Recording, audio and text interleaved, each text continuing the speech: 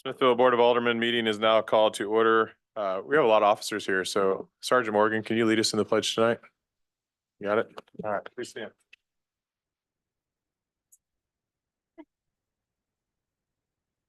Pledge allegiance to the flag of the United States of America and to the republic for which it stands, one nation, under God, indivisible, with liberty and justice for all.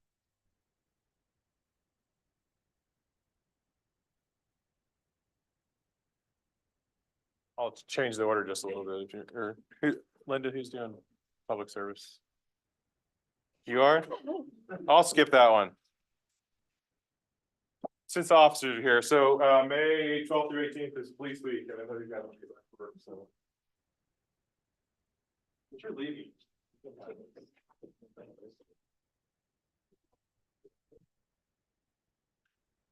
Yes.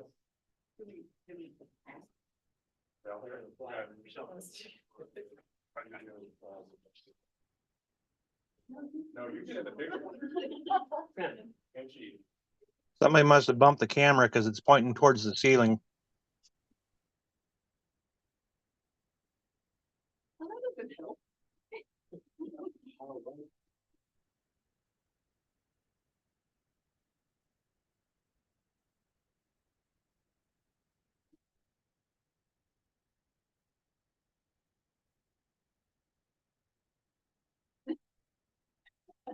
You're not doing right. Yes. Thank you.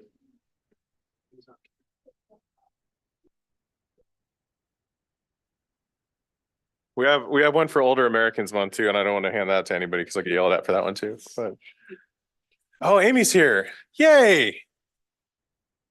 Melissa yells at me if I ask her to do it. So May is Older Americans month, so Amy's here. You don't know Amy? She's our new senior chairman.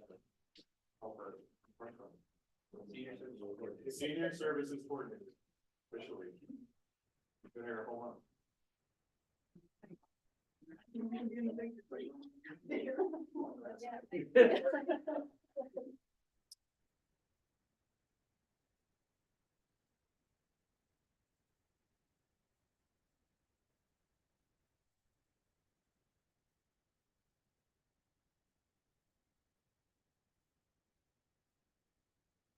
Yeah, we'll do that for you, Linda. Whatever you want. Next item on the agenda is consent agenda. Have a motion to approve the consent agenda, Alderman Atkins. Thank you, Mayor. I move to approve the consent agenda. Thank you. Do I have a second? Mayor, I'll second. Thank you. Any discussion? All those in favor of approving the consent agenda, say aye. Aye. All opposed, say no. Motion carries. Committee reports, Parks and Rec, you're first. Yeah, we met this past month, and you'll see our main discussion item will be number 14 on the agenda tonight, but we finally nailed down some stuff on Emerald Ridge Park. So we'll talk about that later. Thank you. EDC? Mayor, thank you. So the EDC met last month and we continued our discussions around putting some goals and strategies around the comprehensive plan and the strategic master plan. We broke out into sessions towards the end of our meeting and just kind of wrote what we'd like to see, that might be favorable towards that. Also, so there'll be more to come and more presented here in the future to the Board of Aldermen. The other discussion was what Cynthia is going to speak of in her report, but that's some marketing that we're trying to do to drive business from our campground, Smith Fork Campground, to downtown businesses through QR code. And so we're excited about that. Okay, thank you. City Administrator's report, Ms. Wagner, do you have anything to add to your report? I do actually. Wanted to present a little bit of information on our storm last night. As you know, there was a tornado warning and there was pretty significant amount of damage on private property, particularly on the in the KK area. We did have some additional trees down in northern parts, Rollins Landing and Harbor View. Is that where we had said, Chief? They were taken care of pretty quickly by either police or fire department were out responding to those. Staff we had no damage to city parks or city facilities. We did have a brief power outage at one of the lift stations on the north end of town. Staff came in and power was restored, so everything was running fine. So we didn't have any issues there.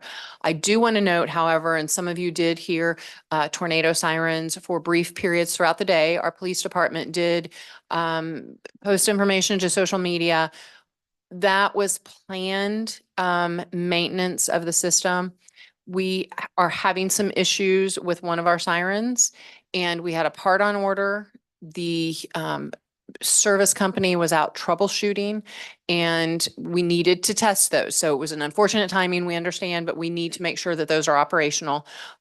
We are having some issues on getting parts for the sirens in.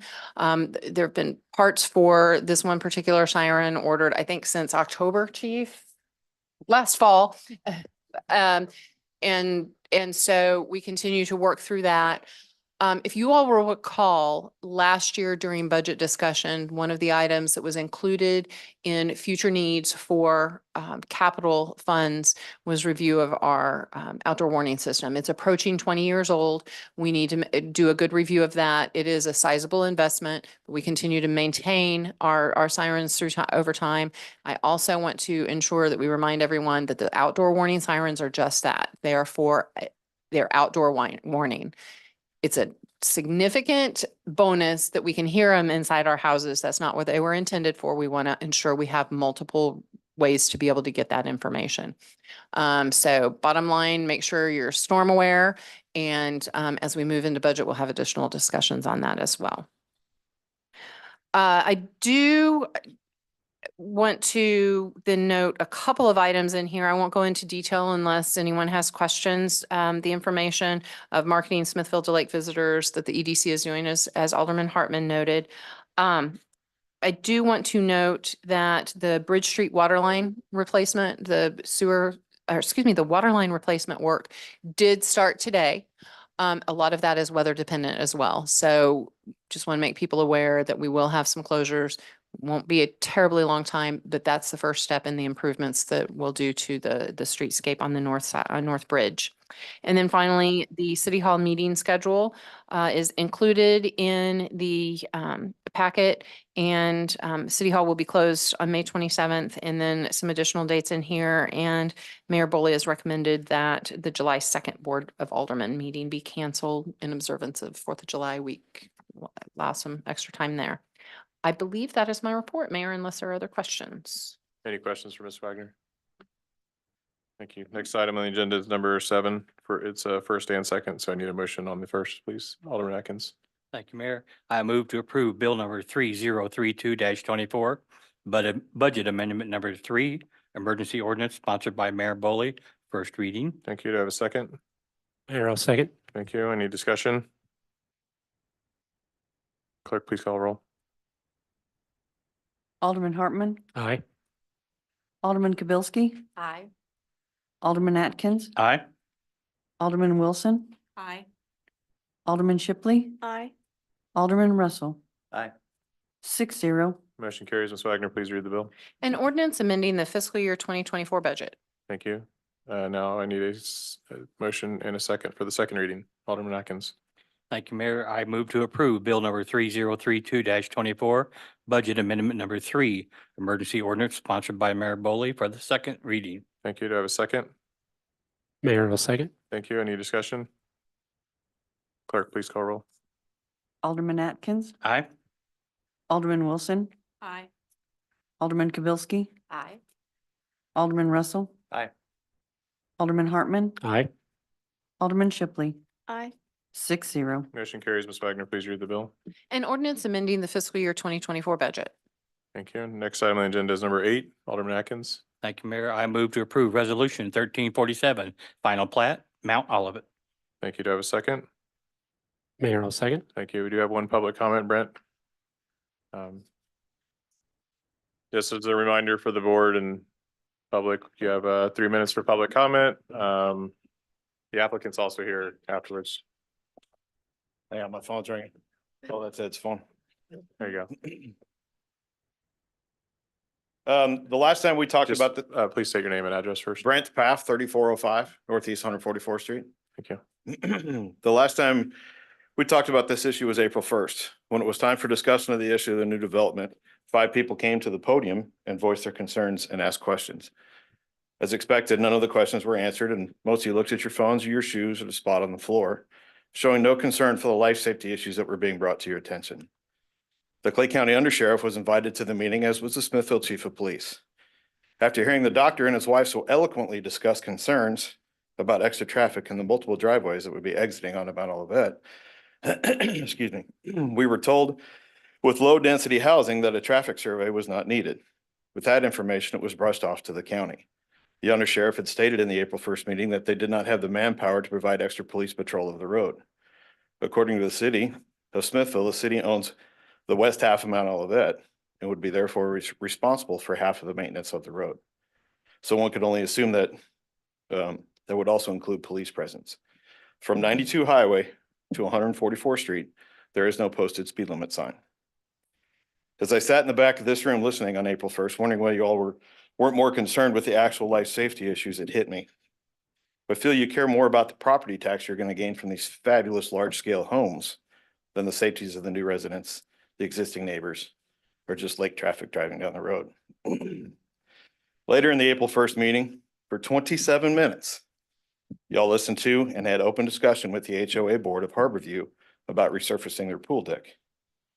But when it came to actual life safety issues on Mount Olivet, you were more concerned with what was on your computers or your shoes, and act as though you couldn't have cared less what was going to happen to the community and your neighbors. It was like you'd already decided how this was going to turn out. Additionally, you asked no questions or addressed any concern. You should really spend more time discussing this life safety issue and listening to the people who will be impacted by this new development and act like you care. Not letting people know about annexing 189 acres of farmland with a sign or something other than a newspaper that nobody reads, so the developers can continue moving forward. It's unbelievable and not transparent at all. Lastly, I purchased my home on the corner of Mount Olivet, 144th Street in October of 2022. Unfortunately for me, I was not made aware of the utility easement on my property. The seller stated on a legal document that all permits were pulled from my address, when in all actuality, they were not. Sometime in 2018 and 2019, a 25-foot by 35-foot structure was erected directly under the transmission lines owned by NW Electric. I now must move this existing building. Those same transmission lines head northwest directly over the new development. I can only hope that the owners of lots 3 through 8 that are on 144th Street will be made aware of this. So I'm just here to get it on public record that there is a utility easement going through lots 3 through 8 of the new development. Before you vote yes on this, which we all know you're going to, please have more discussion about the extra traffic that will be traveling on Mount Olivet and the life safety issues this could bring. Thank you.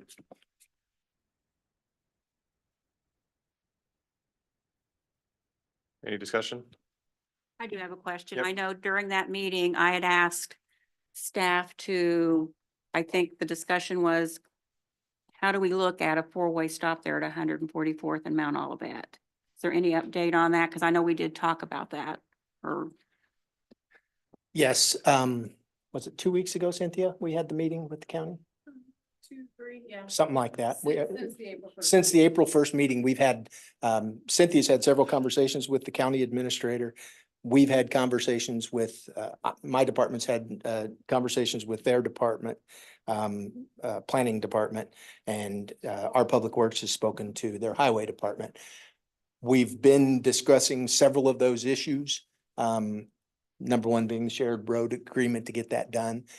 Since it's a multi-jurisdictional intersection, it would require both jurisdictions to be involved.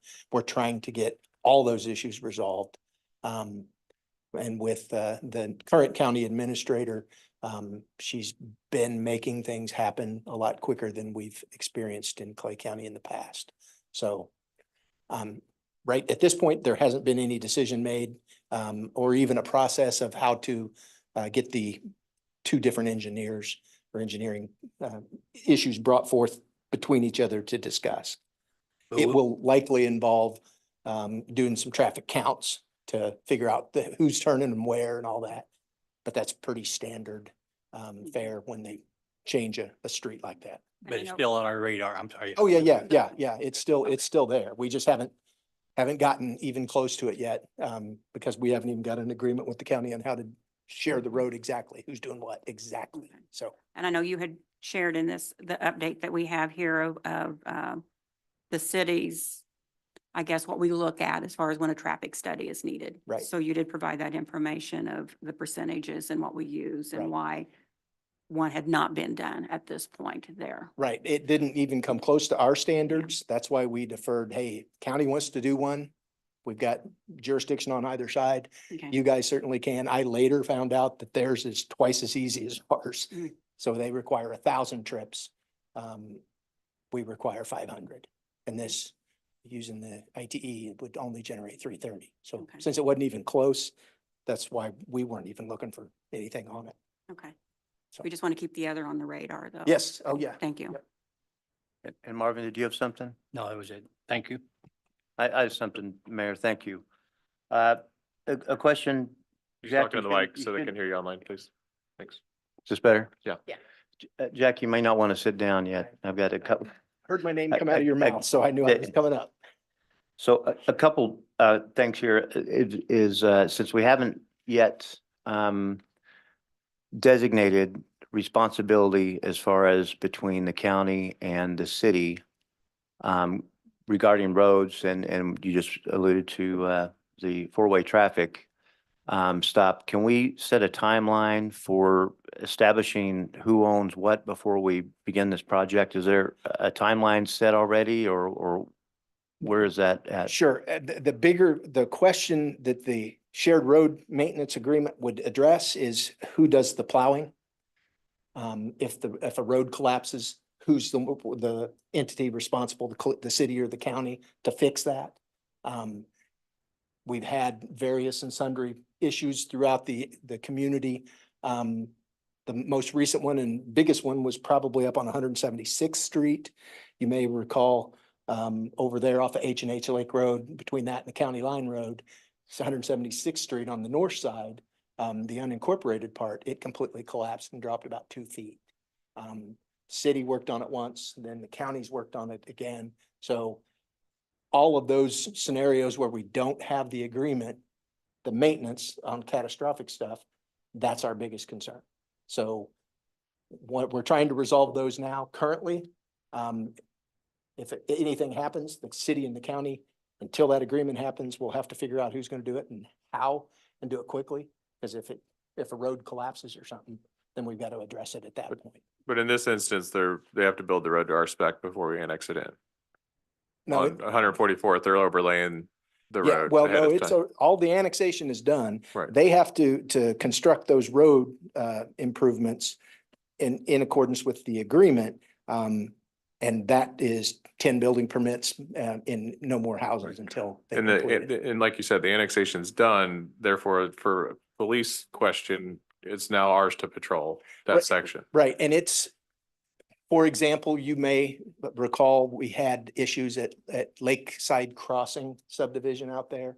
We had a whole bunch of houses that weren't in the city, 12. Right. Of 38 or 40 that weren't in the city.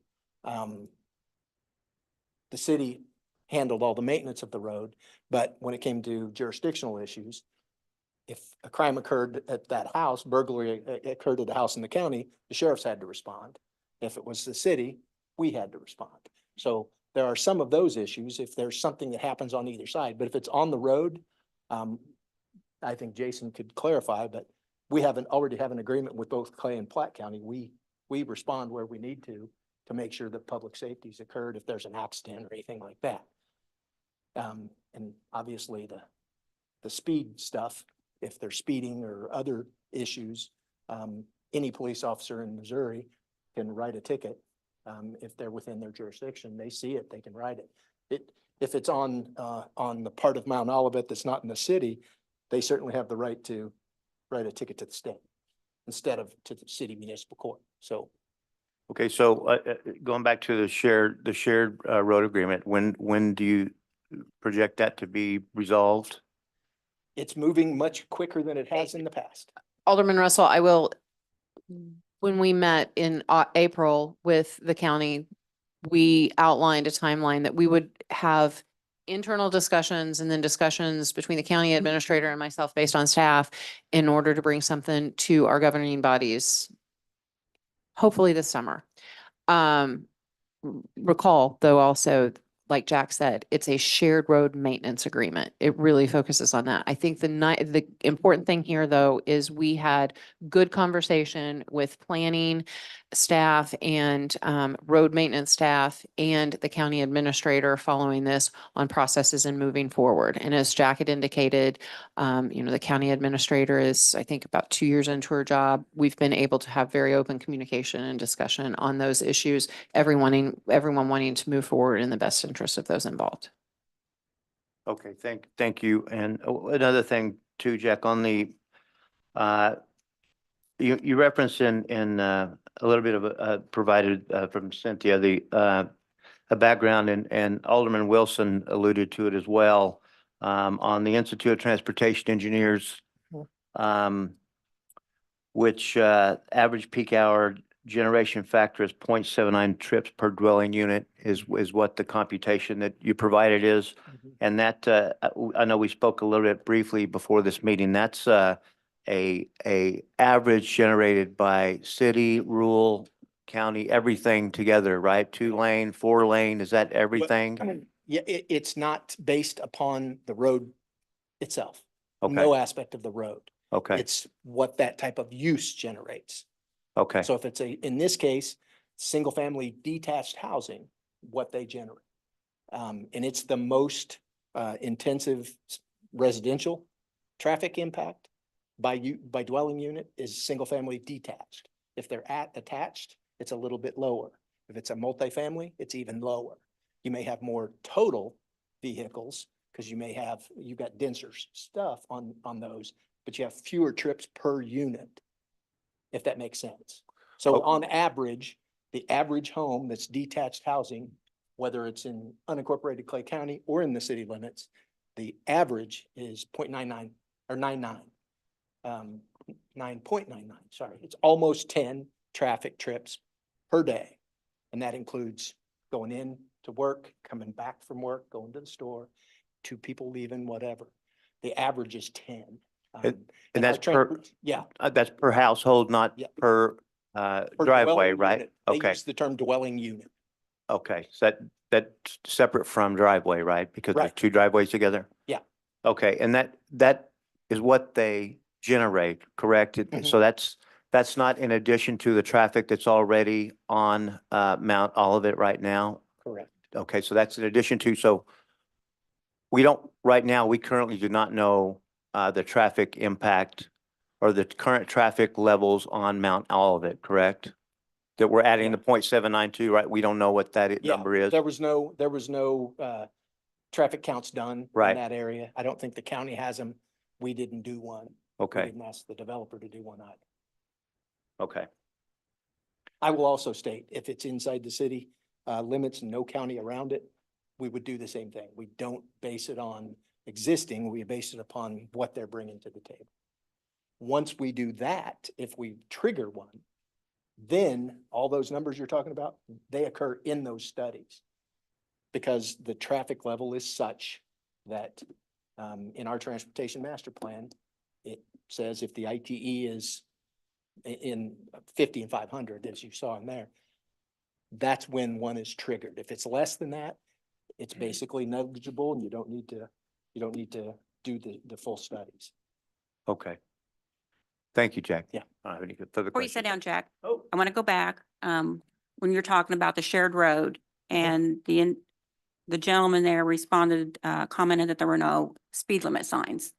Should we look at putting speed limit signs on our side of the road, Well, on our half? we certainly can, but the MUTCD has recommended locations for them. Okay, And that would be much farther north than this development. You want it where the road starts.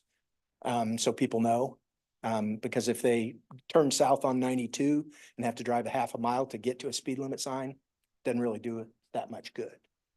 But adding them certainly Like helps everyone. Like if we could put one like where you turn off a 92 onto Mount Olivet, maybe at 144th.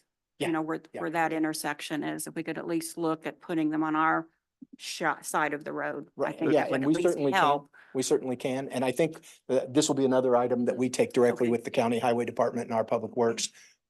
Hey, we've just had this report. I'll notify Public Works and we'll probably have somebody driving through there doing an inventory in the next couple of weeks. Okay. Well, maybe later. 'cause And Chuck- chief, if there's no posted speed limit, it's 25, right? You're on 144th, not posted, it's 25. Yep. I'm talking on 144th since it's annexed in. Yeah, that part is and part of it. On the part annexed into the city. Yes. Yes, yes.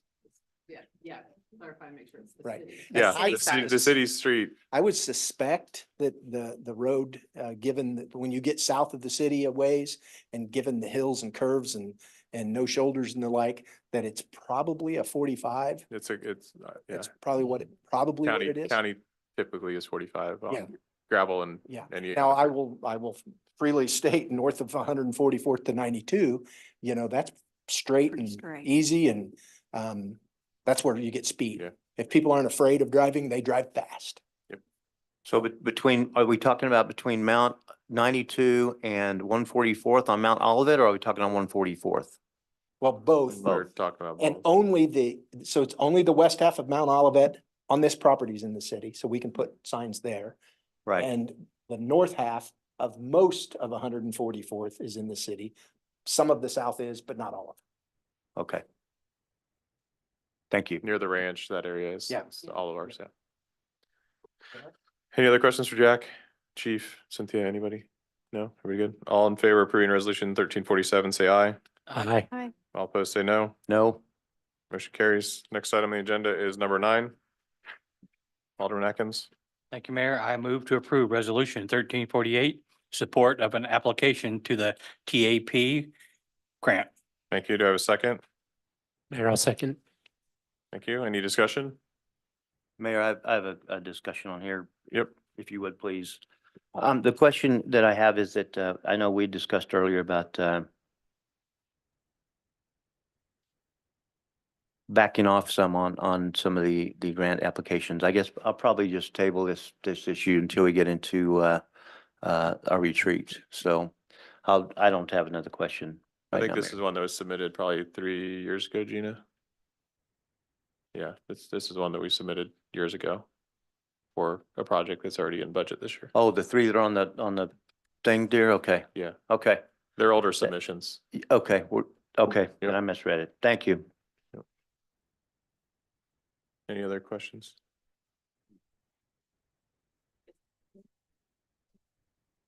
This is the new tap. Yeah, but this is, yeah, It's the tap call for projects. So these are many years in the making. So this is new. but it's stuff that's already in the, It's stuff Plans. already in our plans. Yeah. Yeah. it's not anything new. Right.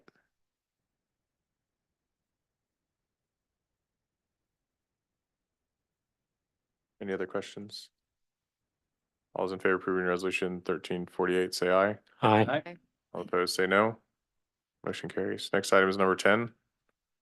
Alderman Atkins. Thank you, Mayor. I move to approve resolution 1349, bid award number 24-13 RFQ for IT support and services. Thank you. Do I have a second?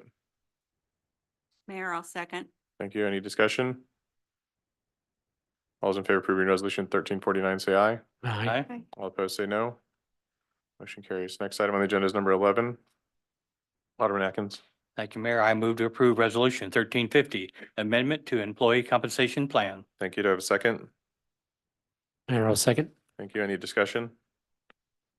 All those in favor of approving resolution 1350, say aye. Aye. All opposed, say no. Motion carries. Next item is number 12. Alderman Atkins. Thank you, Mayor. I move to approve resolution 1351, changes to loggers employment retirement plan. Thank you. Do I have a second? Mayor, I'll second. All those in favor of approving resolution 1351, say aye. Aye. All opposed, say, oh, What's that? 1350, 1351. 1351. 51. 50, yeah, it was 1351. Second. All right, is there any no's? Did you get the ayes? Good. Now we're gonna give you your proclamation. Next item on the agenda is number 13. Number 13, Alderman Atkins. Thank you, Mayor. I move to approve resolution 1352, authorization number 94, amendment number 1. Thank you. Do I have a second? Mayor, I'll second. Thank you. Any discussion? All those in favor of approving resolution 1352, say aye. Aye. All opposed, say no. Motion carries. Next item is number 14, resolution 1353. Alderman Atkins. Thank you, Mayor. I move to approve resolution 1353, Emerald Ridge Park Playground Equipment. Thank you. Do I have a second? Mayor, I'll second. And Ms. Wagner? Comments? You good? Okay. Any comments, discussion, questions on this? I do, Mayor. Go ahead. In looking at this, I looked at compared the cost of this one versus back when the playground equipment was put in up in Diamond Crest Park, and Seymour is a little more than double. And I understand this is probably a bigger project, more that's being put into this park. So that's where I can understand the increased cost, and just over the last 3 years, just the cost of putting equipment in and different things. But where I'm going to go with this, I mentioned the Diamond Crest Park. We still have items up there that have not been put in yet. And I understand we're trying to work with whoever the current owner of Clay Creek is. That originally, when that development went in, what they were going to put in here. I'd really like to see that project completed before we start another one. think So we- do you have any update on Diamond Crest? Yeah, Park? do we do a budget amendment for that a couple months ago? But I know you have, we're doing the work now, not the I develop, know, yeah. I know, but it's, where are we at? Yeah, I've received a text back in April of saying that he wouldn't have an answer for about 30 days. I followed up in between there and received a text yesterday that mentioned that unfortunately he still does not have any answers for me, and that he's still waiting on ownership, as ownership is out of the country.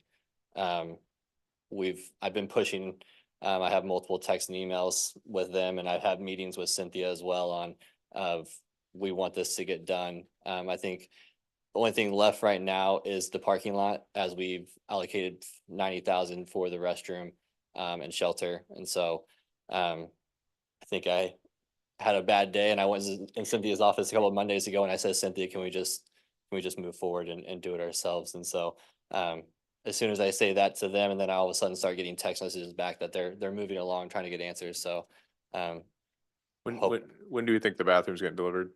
so it was ordered in December. The board approved that on, I think, December 19th. And so it was a 5 to 6 month production. So I asked for a 30-day lead time of when they were going to be ready, and I haven't got that yet, but it should be, I'd say, at any moment. But it's a drop in place and it's done, right? Yep. We brought a prefab Yep. bathroom. We'll have to do some concrete work, obviously, to make it accessible from the playground, but that's all should be within the money that's allocated. And you're still looking at Memorial Day open for Splash Park? Yep. So Yep, hopefully we'll get staff it. was up there doing work all day today. I just know that park's used a lot, and It is. it's a thorn in my side. I know you hear from me all the time. It's but, a project that keeps me up at night. And we just got some trees. I did see that. That's good. But anyway, I just wanted an update because Yeah. with this one coming up and another project, and I know it's going to be a little while before this one gets Yeah. started, but it would be nice to see Yeah. the other one completed, if and at I- all possible. And I, We've talked with some people who are in the crowd today. They've sent some emails for us on behalf of them also living in the Clay Creek Mhm. neighborhood. So the community's behind it as well. So I want this to move forward and get done with, because we're almost 2 years past due. Yep. Okay. And we spent almost just under $390,000 up there, Yeah. and we still don't have it completed. Yep. So to answer your question on the difference of playgrounds and costs, the Emma Ridge one has significantly more concrete work. And with that comes with labor, and that increased it significantly. When we did Emerald Ridge, we did three separate bids. So we did one for the playground, one for the concrete, and one for the fencing. And that was how we, For Diamond Crest, you mean? for Diamond Crest. And so that's how we got the cost reduced. differently. This one is all in one. And this will be a lot easier from the mistakes that we learned from doing Diamond Crest of, have one contractor, one contact, one project manager, and be able to have not as many hands in the pots and get this done on our time and schedule. Thank you, Matt.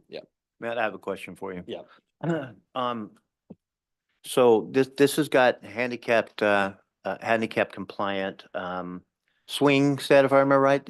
It's a swing that a wheelchair can go into, right? Is that Yeah, correct? should be multiple, accessible equipment within this park. The Parks and Rec Committee, the chair, the mayor, they were really adamant on making sure this playground was as inclusive as possible within our budget.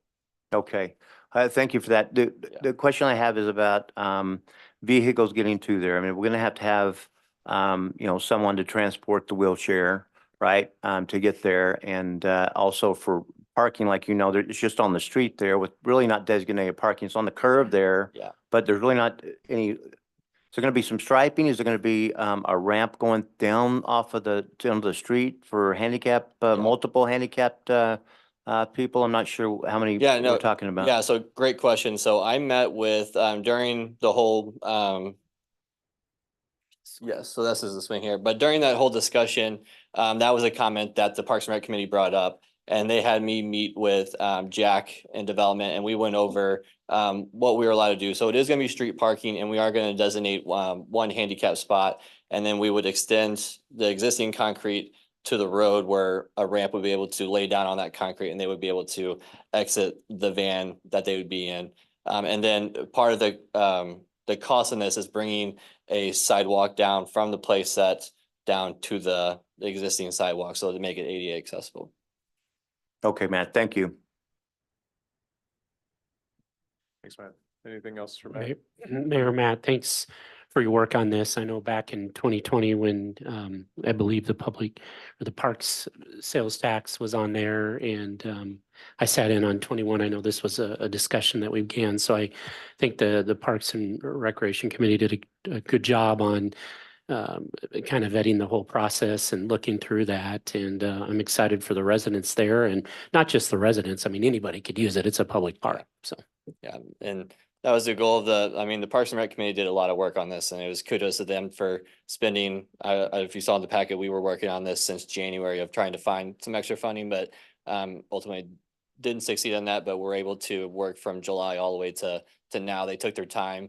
They attended a banquet that was put on down in Kansas City, and that was put on by a playground company as well, of inclusivity and the importance of that. So their goal, and Danny is our chair, her goal is to make sure that every park is done correct and not in pieces. And that was our goal for this one. Yeah, Variety Casey did a really good presentation on ADA is a bare minimum, right? Inclusivity and kids actually being able to play together is a bigger goal than, one of the companies wanted us to have the swing separated off with a fence around it. That's not, fun. So, Yeah. And they've done a great job on the toddler area, adding in things like Hot Wheel tracks and things like that on the equipment. So and shade structure, which we learned from Diamond Crest, we need shade. And shade costs. We had to Yeah. cut shade out of that park because of the cost and what Yeah. budget was. So Yeah. Thank you guys for the money that's allocated, because we were able to get what we were fortunate with Heritage because we had trees, but yeah. I will say, when I was going back and trying to find some of this other information on the prior part, really the start of Emerald Ridge Park started like 2 years ago, almost 3 years ago. So Yeah. it's a very long process for us to get from point A to point B and then on Yeah. to point C. So Yeah. didn't happen overnight. No, That's for sure. Yeah. thanks, Matt. Any other discussion? All those in favor of approving resolution 1353, say aye. Aye. All opposed, say no. Motion carries. Public comment, I don't see any. I just will remind us, even though we don't have public comment, that, typically you have 3 minutes unless I grant additional time. And if the item's not on the agenda, the board can't discuss it. And if the board wants it on a future agenda, I need multiple board members. Same thing with new business. If there's something you want to bring up, and we can move on to new business now. If there's any new business, one member could ask, but we really need a consensus of the board to put on a future agenda item. So keep that in mind if you're bringing forward any new business. So any new business for the board? With that, I'll entertain a motion to adjourn. Mayor, I'd like to make a motion to adjourn. Thank you. Do I have a regular second? session. I'll second. Stay here all night. Chevaliers here, you can make this. You like to let us sit here all night. All right, those in favor of adjourning, say aye. Aye. All opposed, say no. Stand adjourned.